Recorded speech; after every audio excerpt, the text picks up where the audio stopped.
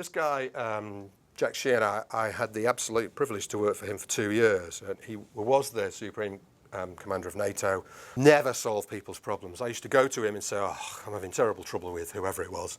And he'd say, oh, all right, great, okay, so what are you going to do? And I said, I've no idea, can you help me? And he'd say, well, let's sit down.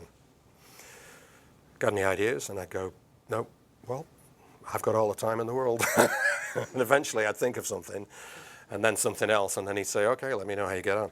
It's an interesting perspective, but that strong leadership is not solving people's problems. Strong leadership is being there, because he was there, I could always go and see him, but not solving the problem. That's great leadership. And it's counterintuitive. That's the thing, is that is what's counterintuitive.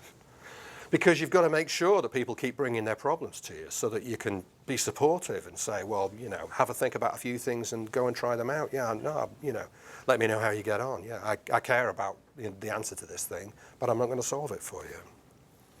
Never, ever, ever break the chain of command.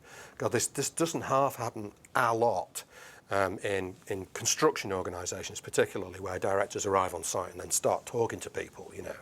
Somebody on one of the projects that we were working on was a director who went straight to a steel fixer and started criticising him for whatever he was wearing.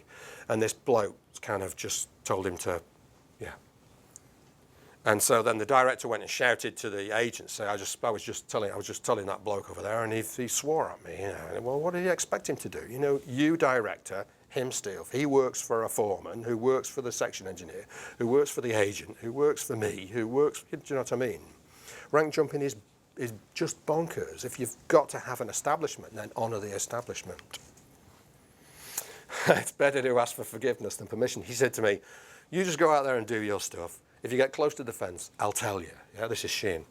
So, and he came to see me one day and said, right, yeah, you're going right through the fence. Way past the other side. And there were lots and lots of pithy pieces of wisdom from him. He was very, very good at that. Very good at summarising things in one sentence. I would talk about some problem I was having with a group of people, and he'd say, yeah, you're like the priest standing outside the whorehouse. They're still going in, but you're just making them feel a little bit more guilty.